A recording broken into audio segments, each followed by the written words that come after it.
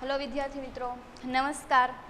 धोरण 12 नामाना मूळ तत्वों भाग 1 प्रकरण नंबर 2 एमां गया लेक्चर में आपणे उदाहरण 1 जोई गया था, भागीदारी पेढ़ीना वार्षिक हिसाबो। तो उदाहरण 1 में आपणे एक पेढ़ीनो वार्षिक हिसाब कर्यो हतो। तो आज आपणे उदाहरण 2 जोईशुं। तो तमारा पाठ्यपुस्तक में जे उदाहरण 2 आपेलू है पेज नंबर 48 पर, त्याथी ज आपणे स्टार्ट करीए छीए। तो सौथी पहला आपणे शुं करीए छीए, हवाला टीक करीए छीए। तो हवाला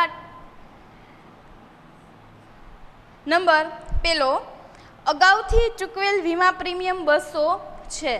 तो वीमा प्रीमियम छे अगाउथी चूकवेल छे, तो वीमा प्रीमियम छे न्या हवाला नंबर 1 करो, पेलो नंबर आपो। बीजो छे जय रुपया 2000 नी मूळ किंमतनो माल तेना अंगत वपराश माटे धंधामांथी लई गयो। तो अंगत वपराश आ शब्दथी तमे परिचित छो। अंगत वपराश एटले शुं, तो के उपाड़, घरना वपराश माटे धंधामांथी ए पैसा लई गयो छे, तो एने शुं कहेवाशे, उपाड़। तो ज्यां उपाड़ छे त्यां 2 नंबरनो हवालो। अने बीजी वस्तु ए के तमे जोई गया अन्य रीते मालनी जावक। तो अन्य रीते मालनी जावक में केवा केवा एक्जाम्पल आवे, तो के આગથી નુકસાન થયેલ માલ, વરસાદમાં પલળી ગયેલ માલ છે, બરાબર, પછી ચોરીથી ગયેલ માલ છે, ઉપાડથી ગયેલ માલ છે, તો અન્ય રીતે માલની જાવક છે। તો એક એન્ટ્રી તો આપણે કરી નાખીએ છીએ ઉપાડમાં, એ ઉપાડ છે એટલે ઉપાડ હોય એમાં વધારો થાય, પણ બીજી એન્ટ્રી બીજે ક્યાં ઇફેક્ટ પડશે, બીજી એની અસર ક્યાં થશે, તો કે ખરીદીમાં જેટલો આપણો માલ પડ્યો છે એટલો ઘટી જશે, કારણ કે એટલો ધંધામાંથી વહી જશે, એટલે ખરીદીમાંથી શું કરવું પડશે, માઇનસ। તો ખરીદી છે જો હોય તો 2 નંબર, અને ના હોય તો એ હવાલો ટીક કરવાનો રહેશે। હવાલો ટીક પણ થશે અને એન્ટ્રી પણ થશે, એટલે ત્યારે જ આપણે જોઈ લેશું। ત્રીજા નંબરનો હવાલો છે 28/3/2017 ના રોજ રૂપિયા 4000 ની કિંમતનો માલ શાખ પર ખરીદ્યો, પરંતુ તેનું નામું ચોપડે લખાયું નથી, બરાબર। ઉધાર માલ ખરીદ્યો છે આપણે, પરંતુ નામું લખવાનું બાકી છે। તો ખરીદી છે ને, તમે કાચા સરવૈયામાં જોશો તો ખરીદી છે નહીં, પણ ખરીદી અહીંયા હવાલામાં એની એન્ટ્રી થાય છે, એટલે ખરીદી આવી ગઈ, બરાબર। તો ખરીદીમાં ખરીદી હોય તો એમાં પ્લસ થશે એક એન્ટ્રી, અને બીજી એન્ટ્રી નામું લખવાનું બાકી છે, ખરીદી હજી નોંધી જ નથી, તો શું થશે, દેવું થશે। જેટલું દેવું હતું, બરાબર, એટલું વધશે। તો લેણદારો છે, એક પ્રકારનું દેવું છે આપણું, તો લેણદારો છે પૈસા ચૂકવવાના છે, અને હજી આ નોંધ રહી ગઈ છે બાકી, એટલે લેણદારોમાં બીજી એન્ટ્રી થશે, એટલે લેણદારો છે ત્યાં આવશે 3। એના પછીનો હવાલો છે કુલ દેવાદારોમાંથી 400નું લેણું ડૂબત છે, જે માંડીવાળો અને 5% લેખે ઘાલખાદ અનામતની જોગવાઈ કરો। ડૂબત છે મીન્સ શું છે, તો કે એ નાણું હવે મળવાનું છે નહીં, ઘાલખાદ એને બીજી ભાષામાં કહી શકાય। તો જ્યાં દેવાદારો છે ત્યાં નંબર 4 કરો, ઘાલખાદ અને ઘાલખાદ અનામત, અથવા આપણે ફોર્મેટ લખીએ છીએ નફા નુકસાન ખાતામાં। એના પછીનો હવાલો છે દેવાદાર પર વટાવ અનામતની હવે જરૂર નથી। તો દેવાદાર પર વટાવ અનામત હવે રાખવાનો છે નહીં, આ હવાલો ટીક કરો। છઠ્ઠું, પ્લાન્ટ યંત્ર પર 20% અને ફર્નિચર ઉપર 5% ઘસારો ગણવાનો છે। પ્લાન્ટ યંત્ર છે ત્યાં 6 અને ફર્નિચર છે ત્યાં 6 નંબર કરો। ટીક થયા પછી મૂડી ખાતા, જે મૂડી ખાતાની કઈ બાજુ આવશે, જમા બાજુ, પરંતુ મૂડી ખાતું અહીંયા છે નહીં, એટલા માટે ક્યાં આવશે, મૂડી દેવા બાજુ આપણે ડાયરેક્ટ ઇન્ક્લુડ કરી દેશું। એના પછી છે ચાલુ ખાતાની બાકી, અહીંયા ચાલુ ખાતાની બાકી આપેલી છે, તો ચાલુ ખાતું આપણે બનાવ્યું છે, તો ચાલુ ખાતાની બંનેની અલગ બાકી છે, જયની અને વિજયની। તો ચાલુ ખાતું જે છે, બરાબર, જયની જમા બાકી છે એટલા માટે ચાલુ ખાતાની કઈ બાજુ આવશે, જમા બાજુ। વિજયની ઉધાર બાકી છે એટલા માટે ચાલુ ખાતાની કઈ બાજુ આવશે, ઉધાર બાજુ। એના પછી આખર સ્ટોક આપેલો છે। આખર સ્ટોક છે જનરલી આપણે હવાલામાં જોઈએ તો હવાલામાં એની 2 એન્ટ્રી થાય છે। આખર સ્ટોક હોય તો વેપાર ખાતાની જમા બાજુ અને પાકા સરવૈયામાં મિલકત લેણા બાજુ, પરંતુ અહીં પાકા સરવૈયામાં કઈ બાજુ આપેલો છે, કાચા સરવૈયામાં આપેલો છે, એટલા માટે એક જ એન્ટ્રી થશે. ક્યાં? પાકા સરવૈયામાં મિલકત લેણા બાજુ, આખર સ્ટોક. એના પછી આપેલું છે વેપાર ખાતું. તો વેપાર ખાતું છે બરોબર, એ સુધારેલું વેપાર ખાતું અહીંયા એ લોકોએ બનાવવાનું કીધું છે. તો ઓલરેડી એ લોકોએ છે એક વેપાર ખાતું બનાવી દીધું હતું, આખું આ પાકો સરવૈયું બનાવી દીધું હતું, પણ કંઈક ભૂલ થવાને કારણે એને પાછું અહીંયા બતાવેલું છે. તો આપણે સુધારેલું વેપાર ખાતું બનાવવાનું છે, એટલા માટે એને જે જૂનો કાચો નફો મળ્યો હતો એ આપેલો છે. હવે કાચા નફાની એને કઈ બાકી આપી છે? જમા બાકી. એનો મિનિંગ શું? એ શું હશે? કાચો નફો હશે, નહીં કે કાચી ખોટ. એટલા માટે કઈ બાજુ આવશે? જમા બાજુ કાચો નફો. એના પછીનો પોઈન્ટ છે હાથ પર રોકડ. હાથ પર રોકડ એટલે શું? રોકડ સિલક. રોકડ સિલક શું છે? એક પ્રકારની આપણી મિલકત. તો એની એન્ટ્રી ક્યાં થશે? મિલકત લેણા બાજુ. તો બેંકમાં ચાલુ ખાતે. તો બેંકમાં ચાલુ ખાતે એટલે કે શું?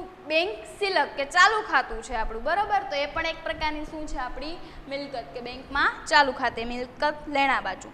બેંકમાં બાંધી મુદતનું ખાતું, બરોબર. તો એ પણ એક પ્રકારનો પ્રકાર છે ખાતાનો. તો એ પણ આપણી કેવી છે? બેંક સિલક છે, એટલા માટે મિલકત છે મિલકત લેણા બાજુ. એના પછી દેવાદારો. દેવાદારો આપણને ખબર છે ક્યાં આવે? લેણું, બરોબર. તો એ મિલકત લેણા બાજુ, પરંતુ હવાલો છે એટલે ઇનર કોલમમાં. ચોથા નંબરનો હવાલો છે કુલ દેવાદારોમાંથી 400નું લેણું ડૂબત છે, જે માંડીવાળો અને 5% લેખે ઘાલખાદ અનામતની જોગવાઈ કરો, બરોબર. પેલા ડૂબત છે. ડૂબત છે એટલે શું? ઘાલખાદ છે, હવે મળે એમ નથી, એટલા માટે શું કરશું આપણે? અહીંથી ઘાલખાદ માઇનસ. કેટલા ટકા કીધી છે એને? 400, બરોબર. 400 માઇનસ કર્યા. અને ગાલખાદ અનામત આપણને 5% રાખવાની કીધી. ગાલખાદ અનામત આપણે 5% રાખેલી છે. બીજું છે આપણું એ જ ફોર્મેટમાં ગાલખાદ હવાલાની, ગાલખાદ કાચા સરવૈયાની, ગાલખાદ અનામત હવાલાની અને ગાલખાદ અનામત કાચા સરવૈયાની, બરોબર. એ આપણને કાચા સરવૈયામાં આપી દીધી છે, આપણે લખેલી છે, અને હવાલામાં આપી એ પણ આપણે લખી, બરાબર. જે આપણું ફોર્મેટ છે એમાં. એના પછી આપણને પગાર આપ્યો છે. પગાર ઉધાર બાકી છે એટલે નફા નુકસાન ખાતાની ઉધાર બાજુ. ફ્રીહોલ્ડ જમીન. જમીન છે આપણી મિલકત છે, કઈ સાઈડ આવશે? મિલકત લેણા બાજુ. એના પછી છે ઓફિસ યંત્ર. યંત્ર છે શું છે? એક પ્રકારની આપણી મિલકત, પણ હવાલો છે એટલા માટે કઈ કોલમમાં આવશે? ઇનર કોલમમાં. ઓફિસ યંત્રો 20,000, બરોબર.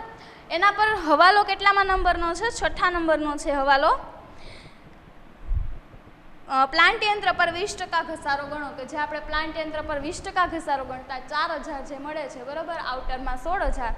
યંત્રનો ઘસારો, બરોબર. ઓફિસના યંત્રનો ઘસારો. તો બીજી એન્ટ્રી ક્યાં થશે? નફા નુકસાન ખાતાની ઉધાર બાજુ યંત્ર ઘસારો. એના પછીનો પોઈન્ટ છે ફર્નિચર અને ફિક્ચર્સ. તો ફર્નિચર અને ફિક્ચર્સ આપેલું છે આપણને 5,000નું. જે ફર્નિચર છે આપણું શું છે? એક પ્રકારની મિલકત લેણા બાજુ. એમાં હવાલો આપણને છે કીધો છે કે ભાઈ 5% ઘસારો ગણો. 6થા નંબરનો હવાલો. તો એના 5% ઘસારો ગણતા 250 આવે છે. બીજી એન્ટ્રી ક્યાં આવશે? નફા નુકસાન ખાતાની ઉધાર બાજુ. એના પછીનો પોઈન્ટ છે કારખાનાનો ભાડો પટ્ટો છે 30,000 અને 31/3/21ના રોજ પૂરો થશે. આમાં કંઈ હવાલો નથી, પરંતુ મેં તમને આની પહેલાં ઉદાહરણ 1માં પણ કીધેલું છે કે જ્યારે બ્રેકેટમાં કાંઈ પણ વસ્તુ લખેલી હોય એક પ્રકારનો શું ગણાશે? ગુપ્ત હવાલો, બરોબર. કે કંઈક કહેવા માગે છે જેની અસર થાય છે બે જગ્યા પર. તો પહેલાં તો કારખાનાનો ભાડો પટ્ટો એટલે શું છે? એક પ્રકારની મિલકત છે. તો મિલકત લેણા બાજુ કારખાનાનો ભાડો પટ્ટો 30,000, બરાબર. પરંતુ એને શું કીધું? 31/3/21ના રોજ પૂરો થાય છે. આપણું વર્ષ ક્યારે શરૂ થશે એ આપણને કેમ ખબર પડશે? તો કે જો ઉપર આપણને લખેલું છે જય અને વિજય 31/3/17ના રોજ. તો 31/3/17 આપણું વર્ષ પૂરું થાય છે. એનો મિનિંગ ચાલુ ક્યારે થયું હશે? 1/4/16, બરોબર. તો 1/4/16 આપણું વર્ષ ચાલુ થાય છે, જે 31/3/17 પૂરું થયું, બરાબર. તો 31/3/21 સુધીમાં આપણે એ કારખાનાનો ભાડો પટ્ટો પૂરો થાય છે. તો એ કેટલા વર્ષ થયા એ ગણવાના? તો કે 1/4/16 થી લઈને 31/3/17, 1/4/17 થી લઈને 31/3/18, 1/4/18 થી લઈને 31/3/19, 1/4/19 થી લઈને 31/3/20, 1 4 20 થી લઈને 31 3 21 કેટલા વર્ષ થાય છે 5 તો 30,000 ને 5 વડે આપણે જો ભાગી તો દર વર્ષે કેટલા માંડી વાળવાના એ ખબર પડે તો કેટલા આવશે 6,000 આપણે એ દર એક વર્ષે માંડી વાળવાના રહેશે. હવે એક એન્ટ્રી તો આપણે અહીંયા કરેલી છે, બીજી એન્ટ્રી ક્યાં આવશે તો કે માંડી વાળેલ કારખાનાનો જે ભાડોપટ્ટો છે એ મોસ્ટ ઓફ વિદ્યાર્થીઓને આ ભૂલ કરે છે કે નફા નુકસાન ખાતાની ઉધાર બાજુ લખી દે છે, પરંતુ આ કારખાનાનો છે બરોબર, ખરીદી અને ખરીદીને લગતો ખર્ચો થાય બરોબર, તો ક્યાં આવે વેપાર ખાતામાં આવે, નહીં કે નફા નુકસાન ખાતામાં. એટલા માટે વેપાર ખાતામાં ઉધાર બાજુ માંડી વાળેલ કારખાનાનો ભાડોપટ્ટો જે આપણને આપેલું છે 6,000 બરાબર. બીજી એન્ટ્રી ક્યાં થશે વેપાર ખાતાની ઉધાર બાજુ, નહીં કે નફા નુકસાન ખાતાની ઉધાર બાજુ. એના પછીનું છે 1/10/2016 ના રોજ વિજય પાસેથી લીધેલ લોન 380. વિજય પાસેથી આપણે લોન લીધેલી છે કેટલા રૂપિયાની 380 ની લોન છે. ઓકે, પેઢીનું દેવું થશે ક્યાં આવશે મૂડી દેવા બાજુ. વિજયની લોન જે કેટલાની છે 30,000 બરોબર એ દેવું છે. હવે તમને આના પર પણ હવાલો આપેલો નથી, પરંતુ બ્રેકેટમાં તમને કીધું છે જે ડેટ ને તો 1/10/16 ના રોજ એને લોન લીધી હતી બરાબર. પણ હવે એને વ્યાજ આપવાનું કેટલું આપવાનું એ કંઈ આમાં લખેલું છે નહીં. તમે પહેલા ચેપ્ટરમાં જોઈ ગયા બરોબર ભાગીદારી કરારનામામાં કે જ્યારે કરારનામામાં જો ભાગીદારે પેઢીને લોન આપી હોય બરોબર અને વ્યાજનો ઉલ્લેખ ન હોય કે કેટલા ટકા વ્યાજ આપવાનું, તો કેટલા ટકા આપવાનું રહેશે 6%. જો એમાં કીધું હોય તો એ પ્રમાણે, આમાં આપણને કીધું છે નહીં, તો કેટલા ટકા આપવાનું રહેશે 6% બરોબર. તો એની ગણતરી વિજયની લોનનું વ્યાજ 30,000 ગુણ્યા 6% ગુણ્યા ક્યારે એને લોન લીધી હતી 1/10/16 લીધી હતી બરાબર. 1/10/16 થી લઈને આપણું વર્ષ પૂરું થાય છે 31/3/17. તો કેટલા મંથ થશે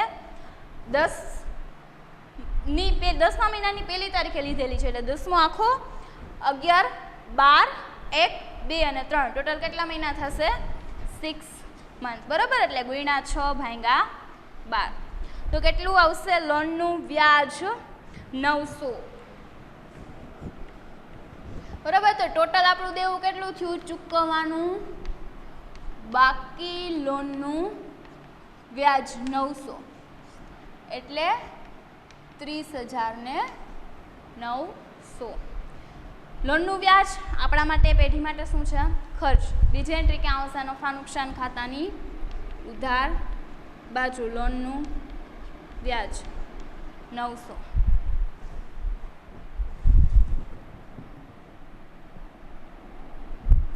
એના પછીનો પોઈન્ટ છે દેવાદાર પર વટાવ અનામત. તો દેવાદાર પર વટાવ અનામત છે જમા બાકીમાં બરોબર. તો નફા નુકસાન ખાતાની જમા બાજુ દેવાદાર વટાવ અનામત કેટલી આપણને આપેલી છે કાચા સરવૈયામાં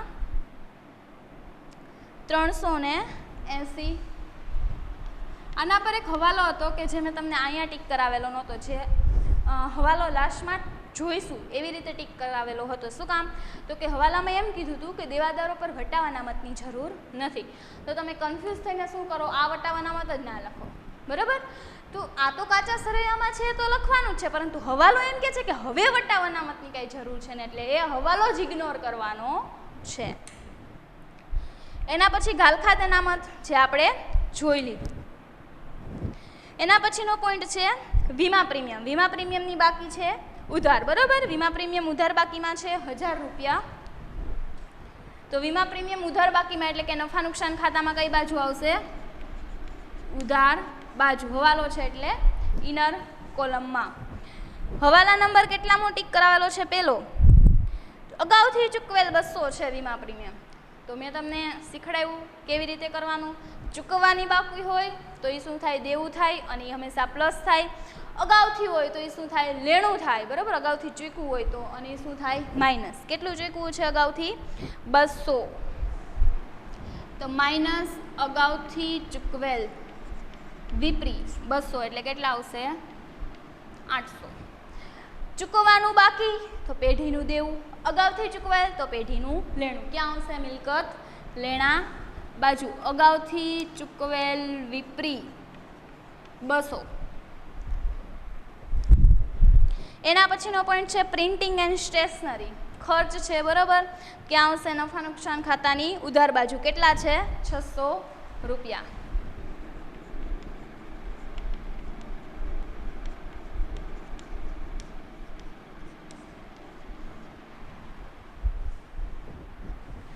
એના પછીનો પોઈન્ટ છે લેણદારો. તમે લેણદારો કહો તો એક જ થાય, વેપારીઓ કહો તો એક જ થાય, અને દેવું કહો તો એક જ થાય. તેની શબ્દ એક જ છે, બરાબર. એ છે 12,000. લેણદારો એટલે દેવું. ક્યાં આવશે? મૂડી દેવા બાજુ. પરંતુ હવાલો છે એમાં, એટલે ઇનર કોલમમાં લેણદારો કેટલાના આપેલા છે આપણને? 12,000.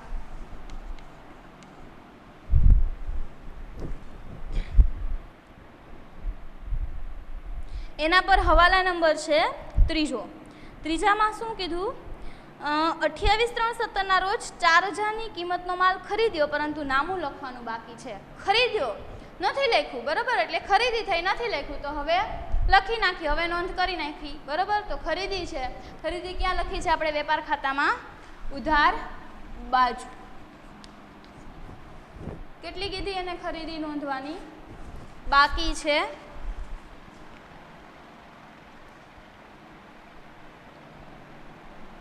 4,000. હવે ઇનર કોલમમાં લખું છું. એ શું કામ લખ્યું એ કહું. પહેલાં તો એક એન્ટ્રી ખરીદીની થઈ ગઈ. હવે ખરીદી નોંધવાની બાકી છે, બરાબર. એનો મીન્સ કે આપણે હજી પૈસા દઈ તો દીધા, બરાબર, પરંતુ નોંધવાનું બાકી છે. એનો મિનિંગ કે દેવામાં હજી ઇન્ક્લુડ કર્યું નથી, લેણદારોમાં હજી ઇન્ક્લુડ કર્યું નથી. તો શું આવશે? લેણદારોમાં પ્લસ નહીં નોંધેલ ખરીદી. કેટલી? 4,000. કેટલા આવશે? 16,000.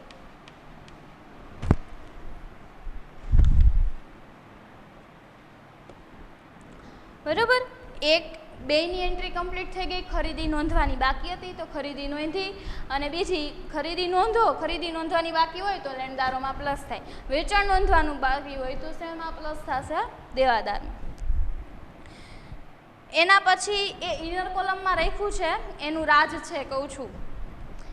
એના પછી આવે છે ઘાલખાત, જે આપણે લઈ લીધું.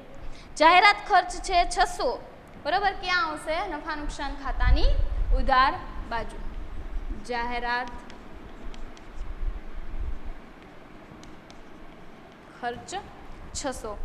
એના પછીનો પોઈન્ટ છે મુસાફરી ખર્ચ. છે પણ આપણો શું છે? ખર્ચ. એ છે 400.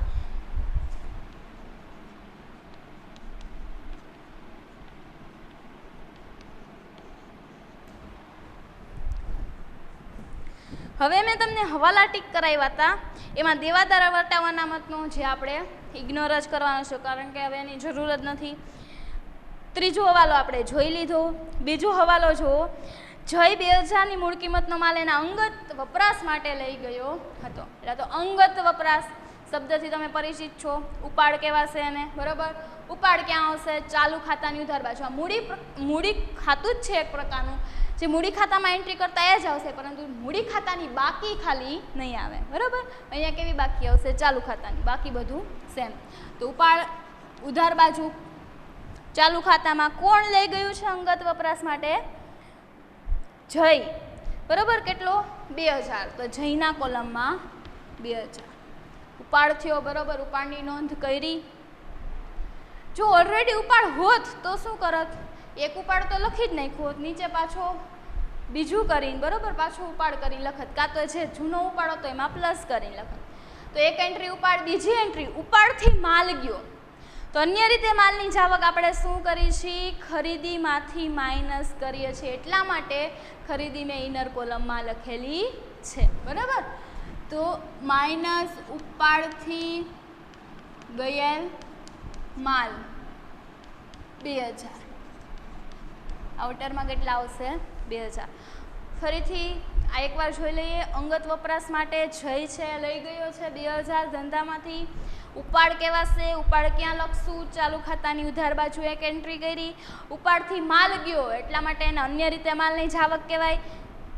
એની બીજી એન્ટ્રી ક્યાં કરીએ છીએ? વેપાર ખાતામાં ખરીદીમાંથી માઇનસ જે આપણે કરેલી છે.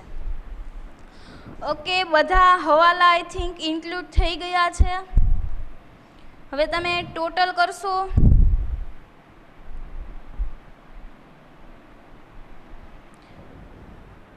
બધા હવાલા અને કાચા સરવાળાની બધી તમામ વિગતો ઇન્ક્લુડ થઈ ગયેલી છે. હવે આપણે ટોટલ કરીએ, બરોબર? તો કઈ બાજુનો સરવાળો વધારે લાગે છે તમને? તો કે જમા બાજુનો. તો 30,900 છે, બરોબર? 30,900. એમ જ જમા બાજુ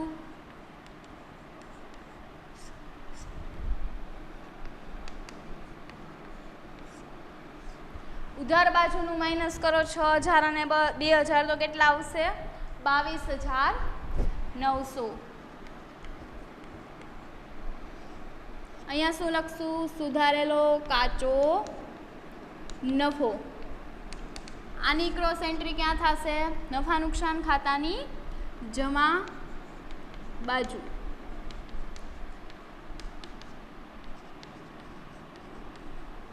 $22,900. હવે તમને કઈ બાજુનો સરવાળો વધારે લાગે છે? તો કે ઉધાર બાજુનો સરવાળો વધારે આવશે. જોઈ લઈએ કેટલા છે.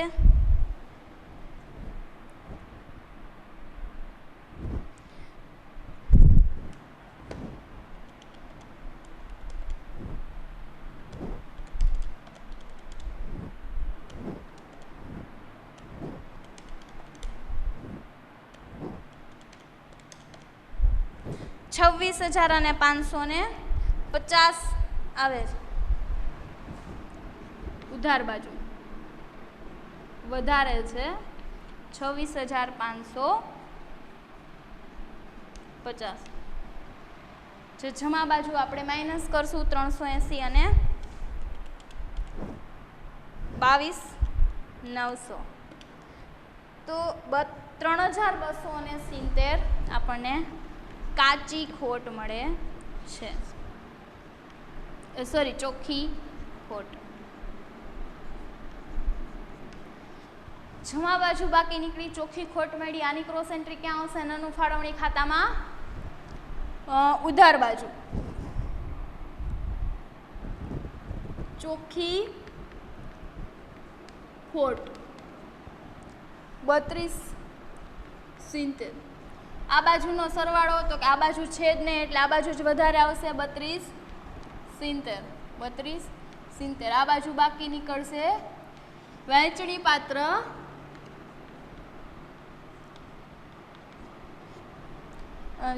ખોટ. વહેંચણી પાત્ર ખોટ. હવે 32,70 જે બાકી નીકળી, હવે આપણે એને વહેંચીએ છીએ, પરંતુ કયા પ્રમાણમાં વહેંચવી એ આપણને ખ્યાલ છે નહીં. તમને પ્રમાણ પણ નથી આપ્યું ઉપર કે કયા પ્રમાણમાં વહેંચવાની છે, પરંતુ પહેલા ચેપ્ટરમાં ભાગીદારી કરારનામું જે બનાવવાનું હોય એમાં કઈ કઈ વિગતો સમાવેશ થાય એમાં એ પણ આવી ગયું કે જ્યારે ભાગીદારી કરારનામામાં નફા નુકસાનનું પ્રમાણ ન આપેલું હોય ત્યારે આપણે શું લઈએ છીએ? 1:1. તો તમે એને વહેંચશો તો કેટલા આવશે? 1,635. જયના અને વિજયના 1,635. જે ક્રોસ એન્ટ્રી થઈને ક્યાં પડશે?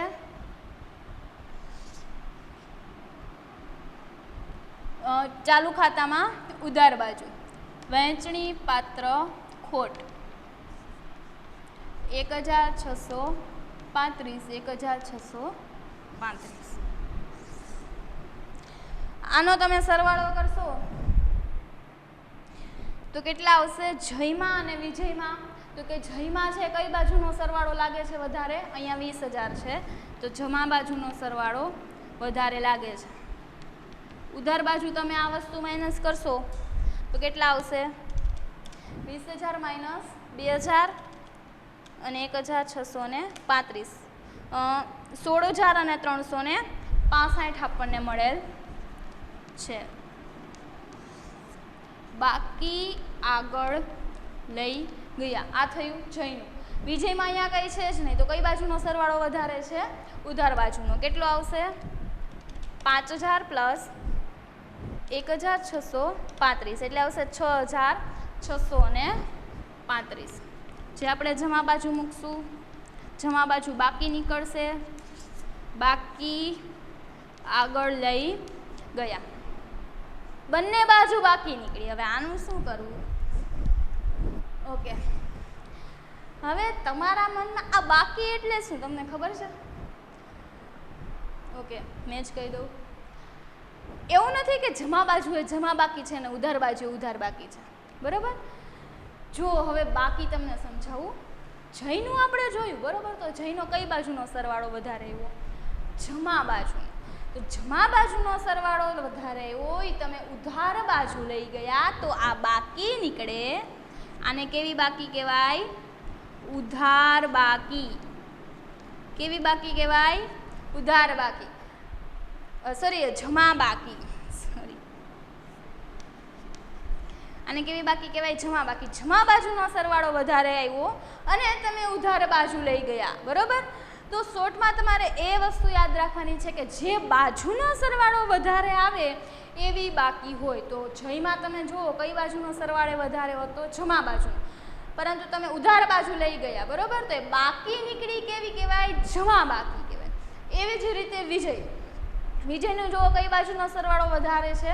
ઉધાર બાજુનો. તો આ બાજુ બાકી નીકળી. કઈ બાકી કહેવાશે? ઉધાર બાકી. શું કામ ભાઈ? ઉધાર બાકી છે તો જમા બાજુ, પણ ઉધાર બાજુનો સરવાળો કેવો છે? વધારે એવો છે અને તમે એને જમા બાજુ લઈ જાઓ છો. ઓકે, એ ખબર પડી ગઈ. જમા બાકી ઉધાર બાકી. હવે આપણે એને ક્યાં લઈ જવાની છે? મૂડી દેવા અને મિલકત લેણામાં, બરાબર? તમને ખબર છે આ બંનેની બાકી. કેવી બાકી છે બંનેની? મૂડી દેવા. દેવાની હંમેશા કેવી બાકી હોય ભાઈ? જમા, બરાબર? તો જમા બાકી, મૂડી દેવા બાજુ. તો જમા બાકી છે એ કઈ સાઈડ આવશે? મૂડી દેવા બાજુ. કોણ છે ભાઈ જમામાં? જય. તો જયનું જયના ચાલુ ખાતાની બાકી કેટલી? 16,365. ઉધાર બાકી. મિલકત લેણાની કેવી બાકી હોય છે? હંમેશા ઉધાર. તો ઉધાર બાકી નીકળી. કઈ સાઈડ આવશે? મિલકત લેણા બાજુ. કોણ છે? વિજય. વિજયની ચાલુ ખાતાની બાકી કેટલી છે? 6,635. રેડી? મૂડી પણ આવી ગઈ. ઉદાહરણ 1 તમે જોયું તો એમાં ચાલુ ખાતું હતું નહીં, એટલે આમ આ તમારા માટે નવું છે. ફરીથી તમને બાકી શોધતા ખબર પડી ગઈ. જે બાજુનો સરવાળો વધારે હોય, ભલે તમે ગમે એ બાજુ લખો, પણ જે બાજુનો સરવાળો વધારે હોય એ બાકી હશે, બરોબર? નો યાદ રહે તો ત્યાં લખી નાખવાનું જમા બાકી ઉધાર બાકી. તો જમા બાકી છે તો ભાઈ આ બેમાંથી કઈ જમા બાકી કહેવાય? મૂડી દેવા બાજુ. તો એને મૂડી દેવા બાજુ લખો. ઉધાર બાકી છે, મિલકત લેણાની ઉધાર બાકી હોય અને મિલકત લેણા બાજુ લઈ લો, બરાબર? હવે આપણે આ ટેલી કરીએ તો સૌથી પહેલા છે 1,40,000, 30,900, 16,000, 16,365, 2,03,000 અને 265. 2,03,265. મિલકત લેણા બાજુ 27,300, 280, 7,000, 40,000, 17,000, 100, 60,000, 16,000, 4,750, 24,000, 200 અને 6,635. 2,03,265. મને અમારે અહીંયા સમય એમ નથી એટલા માટે મેં અહીંયા લખેલું છે 2,03,265. બરાબર. તો આ દાખલો અહીંયા કમ્પ્લીટ થાય છે. ગણતરી પણ તમને આપી દીધી છે, બે બાજુ ટેલી થઈ ગઈ છે. આ દાખલામાં તમારા માટે નવું શું હતું? ચાલુ ખાતું અને એને ક્યાં કેવી રીતે ફોરવર્ડ કરવું પાકા સરવૈયા. બરાબર. અને તમને ઓલરેડી કાચું વેપાર ખાતું તમને આપી દીધું હતું, પણ આ તમે કેવું બનાવ્યું? સુધારેલું વેપાર ખાતું.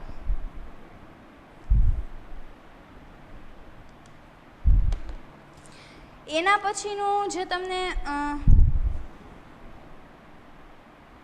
દાખલો આપેલો છે ઉદાહરણ 3, એ આપણે નેક્સ્ટ લેક્ચરમાં જોઈશું. Thank you.